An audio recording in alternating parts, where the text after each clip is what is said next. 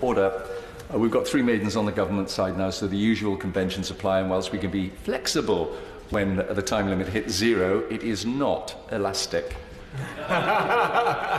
Maiden speech, Antony Higginbotham. Yeah. Mr. Deputy Speaker, thank you for giving me this opportunity to deliver my maiden speech during this debate, and it is good to see you sat in the chair as I do so. There have been a number of eloquent and thoughtful contributions during the debate so far, and I hope I don't change that too much. On the 12th of December, I made history in Burnley by being the first Conservative to be elected since 1910. Yeah. 109 years since the last. I want to first thank the people of Burnley, Padiham, Hapton, Wisthorne and 𝘩𝘁𝘓 for putting their trust in me and sending me down to this place. It is a huge honour. I also want to pay tribute to my predecessor, Julie Cooper.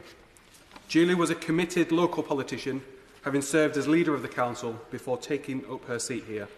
And she was also committed to something else, which I hope to carry on, that being the ending of hospital car parking charges.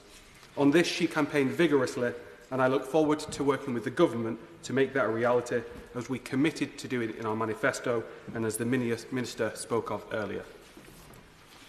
Mr. Deputy Speaker, my constituency of Burnley has existed in various forms since 1868.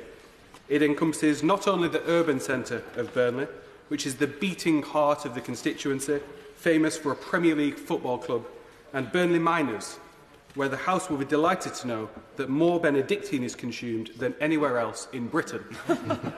But also the town of Padiham, which has its own distinct feel and community spirit, which has never been more important than in 2015 when the town suffered from severe flooding. And then you get to the rolling green fields of the villages of Hapton, Wisthorne and 𝘩𝘁𝘓. Here we have a thriving rural economy.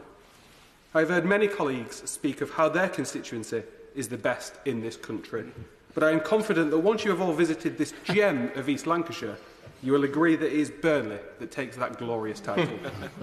Burnley is not a place of once was, but a place of what will be. It has some of the most entrepreneurial people in the country, with over 425 businesses starting up just last year.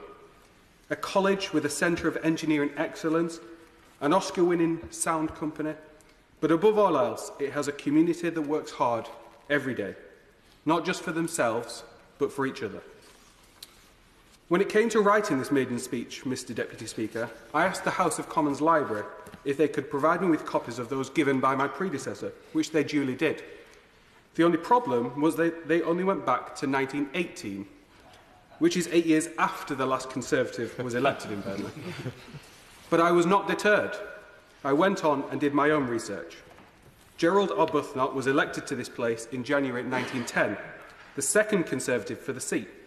And whilst I couldn't find his maiden speech, I did find many of his other contributions. And the topics of those contributions may sound familiar to us here today. Improvements to the railways, furthering trade with other countries, and reducing crime. So whilst the world may have moved on significantly over the last 100 years, the issues remain the same. Gerald Arbuthnot did not serve for very long as an MP, losing his seat at the second general election of 1910 in December of that year.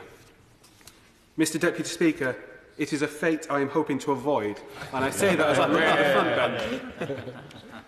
On leaving this place, Gerald Arbuthnot then sadly lost his life in the Battle of the Somme, but I was pleased to see that the Parliamentary War Memorial recently was updated to include its name, which has been missing for too long.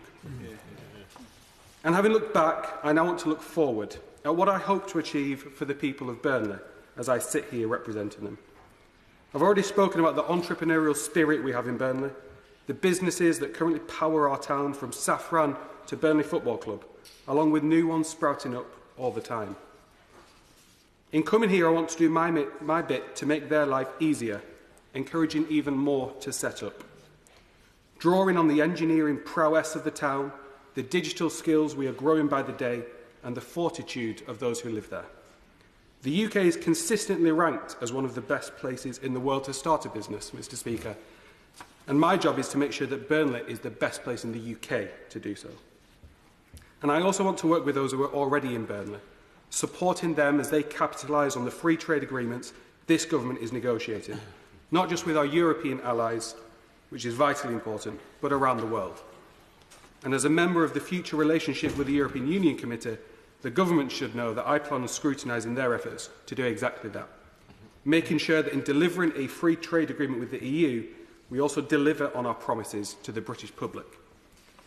And Mr Deputy Speaker, I am incredibly proud that this budget delivered by my Right Honourable friend the Chancellor last Wednesday shows that we are still the party of enterprise. It provides the support businesses in Burnley need to invest in new technology, to undertake the research and development that will keep us cutting edge, and employ the people who will power innovations of the future.